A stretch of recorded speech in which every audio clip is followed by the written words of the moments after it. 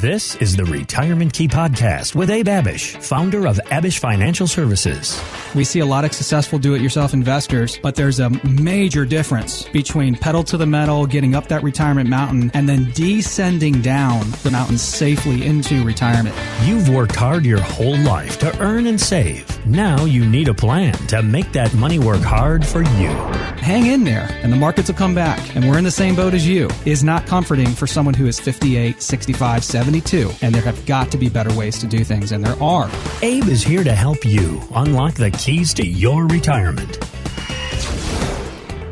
Not a bad idea if you want to take some financial and retirement info to go while you're outside enjoying the early spring weather, which you and I were waxing poetic about before we came on the air today. It's been nice out. I keep on saying I'm ready for spring, you know, but we're not out of the woods yet. Right? In the DC metro area, it can snow and sleet and all that stuff. Ice, It has a way. Through mid to late March. I mean, we've had some blizzards in March here in this area, so not out of the woods yet. But because of all this warm weather, the cherry blossoms and all these trees are in bloom a lot earlier than they usually are. But it's a good thing. And Heather, I personally love the four seasons here in the Northern Virginia and DC metro area. I look forward to the four seasons, and I love Florida and the warmer states too. But I don't know how you can just have one hot season all year round. Yeah, I'm with you. I like the change. I like some options. I'm a girl. I love sweater weather, those kinds of things in the fall, and then enjoying the change into spring. But when it comes to all of the beauty that we appreciate here in the Northern Virginia area,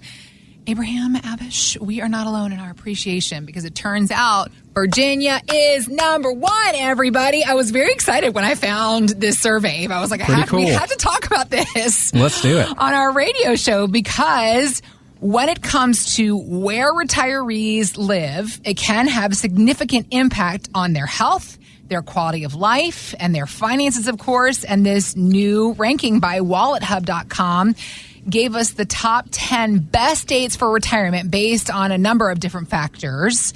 And Virginia was the number one state, according to this survey, as far as quality of life for retirees. And so when you look at things like the cost of living, healthcare, taxes, what is it about this area, this great state of Virginia, that makes you think it's such a good place to retire, Abe? Yeah, Heather, we were talking about this before we started the show, and the Northern Virginia, D.C. metro area is certainly not the cheapest place to live. Matter of fact, of all the 50 states, it's ranked number 16 for affordability, but number 11 for quality of life and healthcare, and overall number 1, even above Florida. Florida came in at number 2. If you're wondering and listening out there, why not Florida? Well, quality of life for Florida and affordability for Florida is better. However, there are a lot more people in Florida 65 and older that are still working. Right. And that's what the survey considered as well. So, I think what comes with more expensive areas to live in comes with more opportunity in general. I'll give you an example. We just did a review for a client who's been on board with us for over 8 years now. They came on board in 2015 with us, Heather. Wow. And when they came on board, like so many people, they had their stuff everywhere. And they had what we call a financial junk drawer. And oftentimes people are either doing things on their own, and husband and wives have different accounts, and their 401ks at employers, and they have their own personal accounts, brokerage accounts, etc. And so they have these financial junk drawers. And even when they're working with existing advisors, sometimes several advisors are in the mix, and they have this financial junk drawer, and their stuff's everywhere, and they got statements everywhere, and they're like, you know what? It's about time we put our couple $1 million into a cohesive plan, a well thought out plan. Because sooner than later, Abe, we plan to retire. Well, fast forward 8 years into 2023. They're fully retired. They're living in one of these really nice 55 and up communities in Ashburn. And I won't mention the specific neighborhood, but it's 55 plus. There are only so many of those, although there are a good bit of them. Yeah. And they have about $3.5 million saved, and they chose to stay in Virginia and retire and age in place in Virginia for a lot of reasons that were on this survey. Affordability, quality of life, healthcare, also their family, children and grandchildren around. And typically, if you're a grandparent, you want to stay around your kids and grandkids most of the time. So they hunkered down here in the Northern Virginia area in a really nice community. This community offers pickleball courts, swimming pools, tennis courts, this huge pavilion type of thing where they do all kinds of classes, cooking classes and art classes. And they'll have travel agents come and get the residents excited about, all these Viking river and ocean cruises. And they were telling me about their latest Viking ocean cruise that they took where they saw like 8 to 10 different countries in Europe. It was pretty amazing. So, fast forward 8 years, they had this financial junk drawer 8 years ago. Their stuff was everywhere. They put it together into a comprehensive plan because they're saying, we're going to retire sooner than later. They were one of these couples that continue to push off retirement and just continue to work a little bit more. And now in 2023, they're enjoying the fruits of their labor. They're enjoying their income generated plan that is producing income for them to take really nice trips and enjoy the fruits of their labor. Yeah. So if you're listening right now and you sound a little bit like this couple and you've got a junk drawer, you've got, maybe a couple of advisors, or even you're just a successful do-it-yourself investor and you've got a 401k or TSP, then IRAs on top of it, bank accounts, brokerage accounts. You might have 5 to 10 or more accounts. And if you do, you really want to think about consolidating. And then a lot of our clients, Heather, like to really pull everything under one roof to have a plan that makes sense, right? If you have multiple advisors, that can be beneficial too, but then you might have competing opinions as well. So you get everything under one roof, you consolidate, you now have opinions coming from one firm on how to reduce taxes, on how to reduce the risk in your portfolio, on when to choose Social Security, on how to tackle RMDs, on how to generate income from your portfolio, on how to pass on money to your loved ones, your kids and your grandkids if that's important, on how to address things like healthcare and retirement. A cohesive plan under one roof without competing opinion. That's what a lot of people are looking for, especially with a phase 2 fiduciary retirement planning firm who specializes in helping someone transition from their working career into retirement. That's what we do.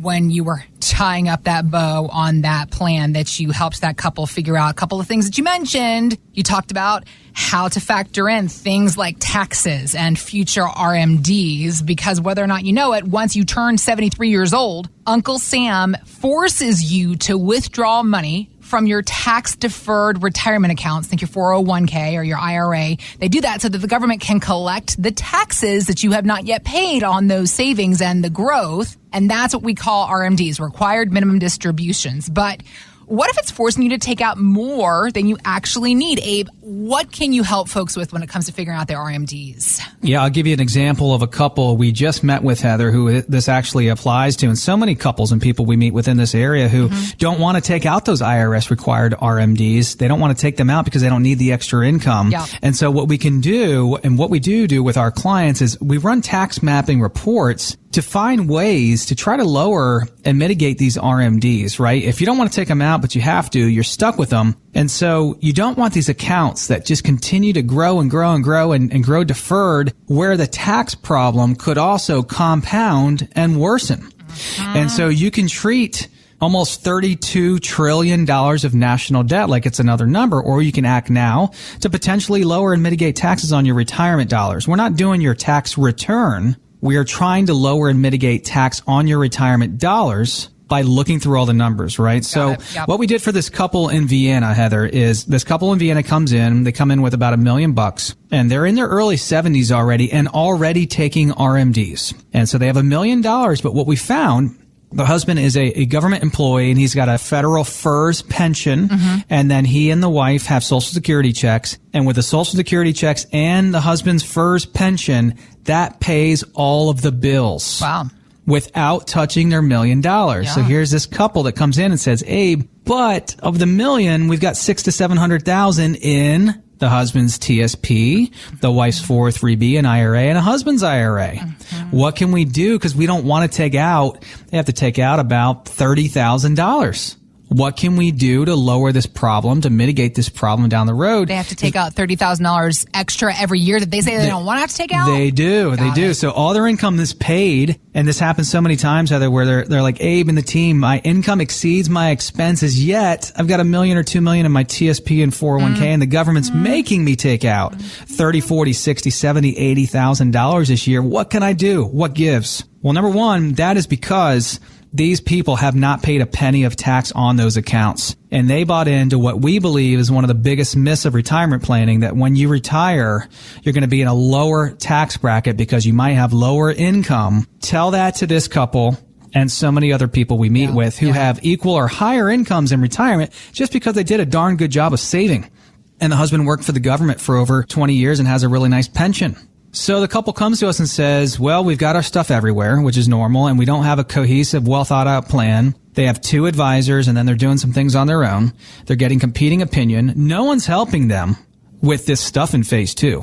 Everyone wants to talk to them about their investments and their stock and bond mix. No one's talking to them, Heather, about reducing taxes, about RMD strategy. They were concerned with healthcare. They were concerned with legacy, all of the normal things that retirees are concerned with in phase 2 as they leave the workforce and are fully retired. They just worked their entire lives. Their paychecks have stopped, and now they're realizing, wow, there's a lot of craziness going on in the world. There's a lot we can't control, and I'm concerned because of all that. And what can we do to protect ourselves from all the risks that can mess up the last 40 to 50 years of our work?